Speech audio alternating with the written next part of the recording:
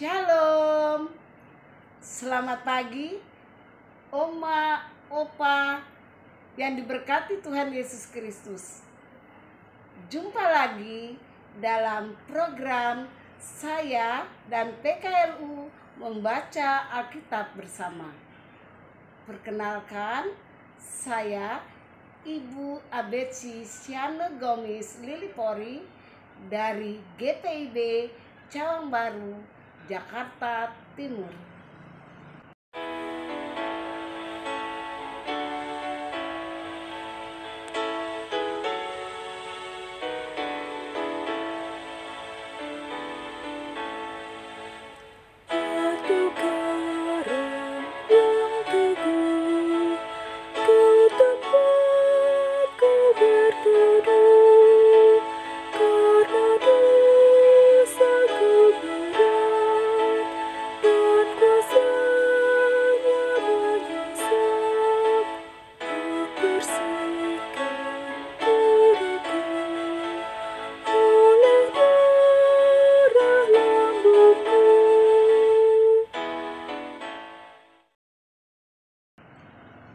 Opa, Oma yang terkasih, sebelum kita masuk dalam pembacaan Alkitab dan merenungkannya, marilah kita satu dalam doa.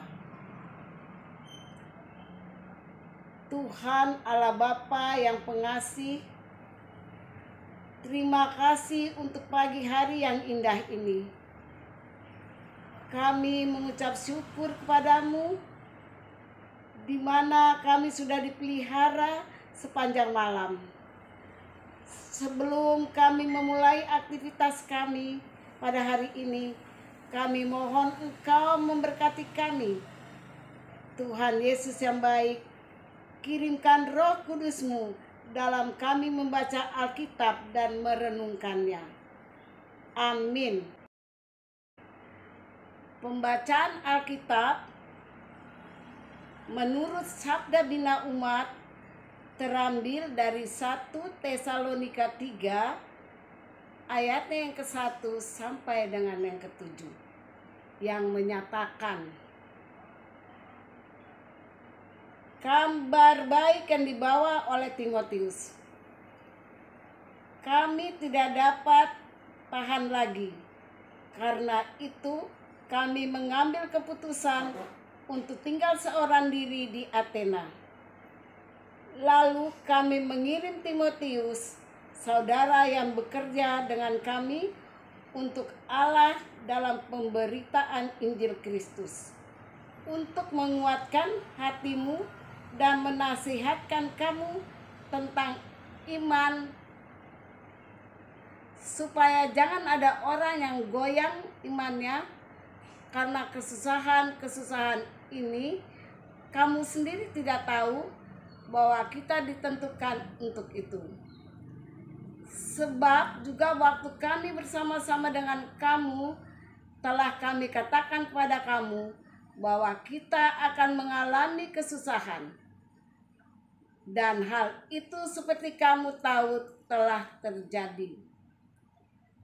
Itulah sebabnya maka aku, karena tidak dapat tahan lagi, telah mengirim dia supaya aku tahu tentang imanmu, karena aku khawatir kalau kamu telah dicobai oleh si penggoda, dan kalau usaha kami menjadi sia-sia. Tetapi sekarang, setelah Timotius datang kembali dari kamu dan membawa kabar yang menggembirakan tentang imanmu dan kasihmu, dan bahwa kamu telah menaruh kenang-kenangan yang baik akan kami dan ingin untuk berjumpa dengan kami, seperti kami juga ingin untuk berjumpa dengan kamu. Maka kami juga saudara-saudara, dalam segala kesesakan dan kesukaran, kami menjadi terhibur oleh kamu dan oleh imanmu. Demikianlah pembacaan firman Tuhan pada pagi hari ini. Opa, Oma yang diberkati Tuhan Yesus, renungan pada pagi hari ini diberi judul Jemaat sebagai Sumber Penghiburan. Ayat emasnya adalah 1 Tesalonika 3 ayatnya yang ke-7 yang menyatakan, maka kami juga saudara-saudara dalam segala kesesakan dan kesukaran, kami menjadi terhibur oleh kamu dan oleh imanmu. Rasul Paulus mengingatkan bahwa hidup jemaat dari dulu hingga sekarang selalu tidak baik-baik saja. Salah satu tantangan internal terbesarnya adalah bagaimana menata diri dan bertahan menjadi jemaat yang hidup guyup, rukun, penuh kasih, dan persaudaraan. Faktanya adalah setiap anggota jemaat selalu tergoda untuk memegahkan diri berlebihan dalam laku yang melahirkan semangat sektarian dan merugikan terbangunnya persekutuan yang harmonis. Para penggoda yang disebut di ayat 5 menunjuk kepada sekelompok anggota jemaat yang bermaksud menyebarkan ajaran sesat dan membuat gaduh persekutuan. Dalam konteks ini, wajar bagi Paulus untuk khawatir kalau jemaat menjadi kacau dan tergoda untuk mengubah hidup berimannya tidak kepada Yesus Kristus. Apakah jemaat Tesalonika menjadi kacau dan tidak bertahan dalam imannya?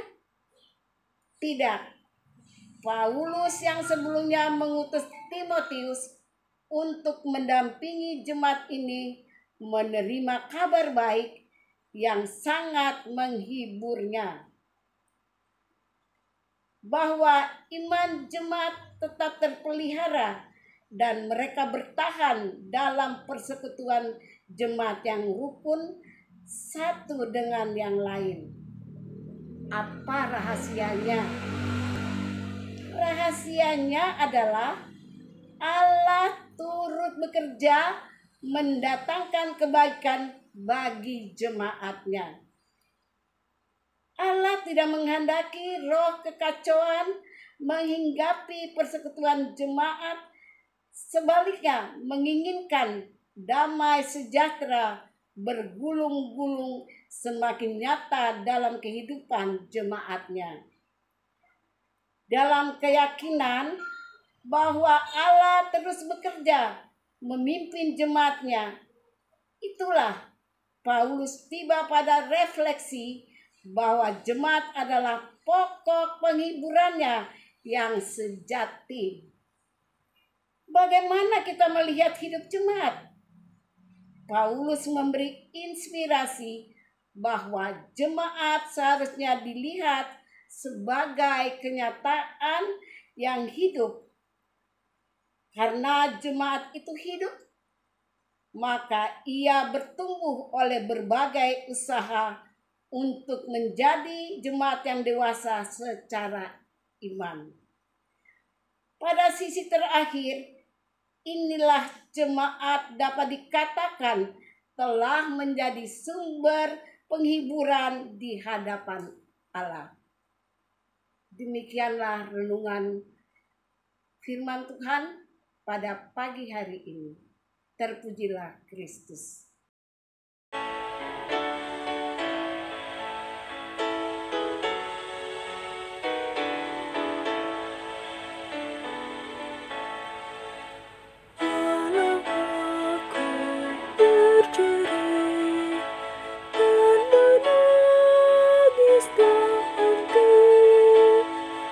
Apapun usahaku tak menghapus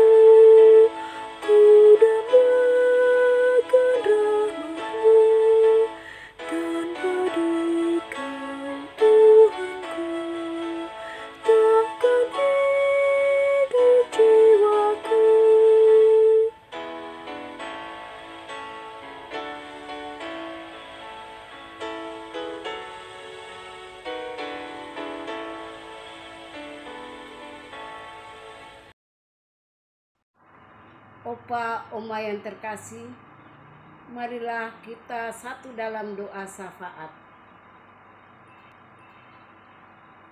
Allah Bapa yang Maha Kuasa, kami mengucap syukur padamu, di mana kami telah mendengarkan suara hatimu melalui firman yang kami baca dan merenungkannya. Kiranya firman-Mu berakar ke bawah sehingga kami menjadi kuat dan bertumbuh ke atas sehingga kami menjadi berkat bagi sesama. Ya Tuhan, berkatilah Dewan PKLU yang telah mempersatukan kami dalam program saya dan PKLU membaca Alkitab bersama. Berilah sukacita selalu pada mereka dalam menghimpun para lansia GPIB di seluruh Indonesia. Pakailah Dewan PKLU menjadi berkat bagi kami semua. Kami juga berdoa untuk seluruh kaum lansia di GPIB dimanapun mereka berada. Berilah kesehatan dan sukacita dalam memasuki usia senja, sehingga mereka menikmati tubuh yang selalu sehat. Yang sakit Engkau datang melawat mereka sehingga beroleh kesembuhan dan Engkau pulihkan mereka. Kami juga datang kepadamu menyerahkan bangsa Indonesia yang kami cintai. Berkatilah Bapak Presiden serta Wakil serta para menteri, pemimpinan tertinggi sampai yang terendah di kota-kota mau sampai pun di desa-desa.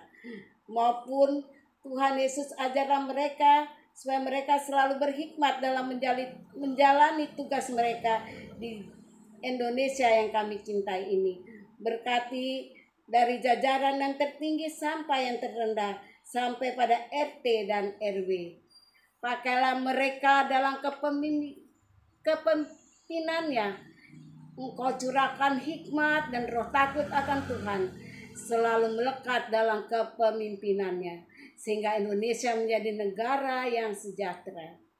Akhirnya kami serahkan rangkaian doa ini dalam nama Tuhan Yesus.